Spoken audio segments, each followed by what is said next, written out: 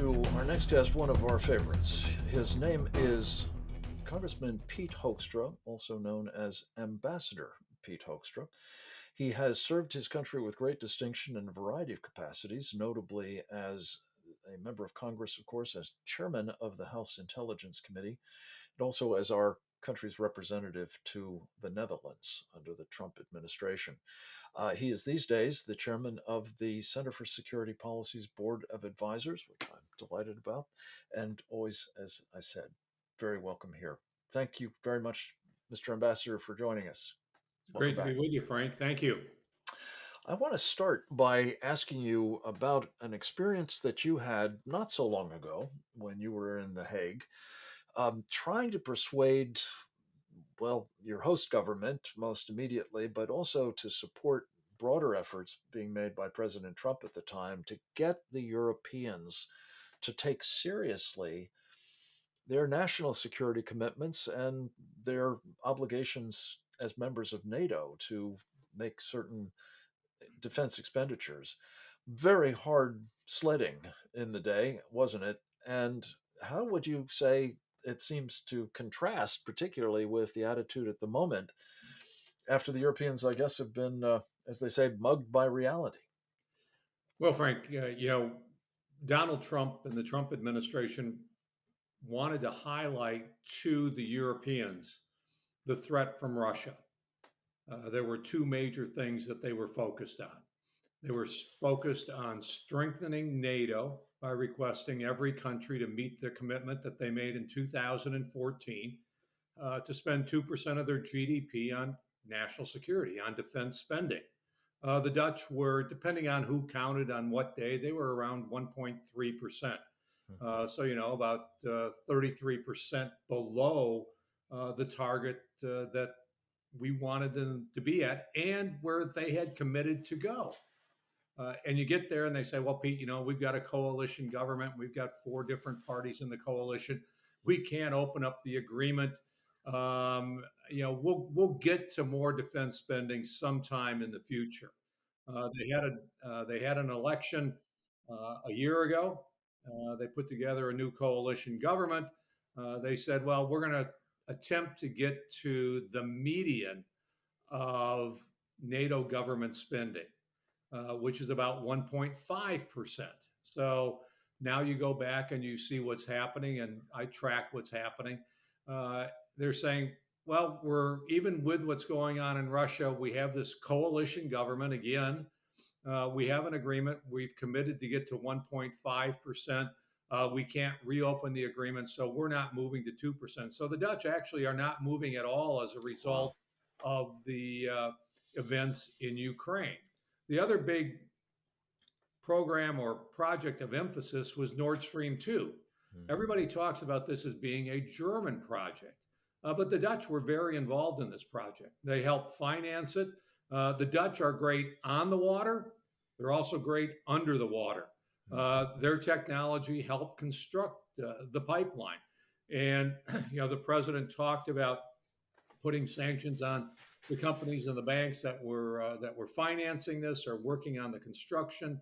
The Dutch resisted, and we never really moved fully ahead. But the Dutch said, Nord Stream is purely an economic issue. It is not a national security issue. Wow. Duh. Pete, let me just ask you, Yeah. because this stands in pretty stark contrast to what we've seen out of the German Chancellor Olaf Scholz lately. I think it was the 27th of February. He sort of announced that his government had been making mistakes on both of these scores, really, both the defense spending allocations and most especially on Nord Stream 2 and the idea that they could safely become even more dependent, as the Dutch are as well, on Russian gas imports through that first Nord Stream pipeline and prospectively through the second one. Um, do you see the Dutch, or for that matter, Europe more broadly, swinging at anchor on these issues? I'm skeptical. All right. The right now in the heat of a war in Ukraine, a number of the countries in Europe are saying the right thing. All right, but they're not. I question whether they're really committed. The Dutch may be the most honest here, saying we're not going to increase defense spending, and I doubt whether they'll ever take a second look at Nord Stream 2. Germany And that's is their position even after their German partners have professed reconsideration of both. right. Wow. Let's see once where we are in 6 or 9 months. Um, I'm skeptical. I think there's a real opportunity that in 6 to 9 months we're going to see them still pumping gas, or they're going to start pumping gas through Nord Stream 2. The Germans have just made a decision that you know reversed the decision. The implication was that they were going to reopen three nuclear plants that were scheduled for shutdown. It Right. looks like that's not going to happen. Well, if you don't reopen three nuclear plants, you're going to need to get energy from somewhere. And Right. the only immediate place for them to get the energy would be from Russia. So let's see where they are. Uh, and let's also see once where they go with defense spending. It's Mhm. one thing to say we're going to go from 1.3, 1.4 to 2% and do it right now. It's another to actually allocate the dollars and then find uh, exactly the places where you're going to spend the money that actually makes a difference. So let's see once where they are Yeah. in 6 to 9 months. Let's see where Well, the rest of Europe is. I'm skeptical. I think you're right to be skeptical given their track record, but again, also it clearly will depend on where Russia is, whether it's still in Ukraine, whether it's still destroying that country. I think that this may become more and more untenable if that's the case.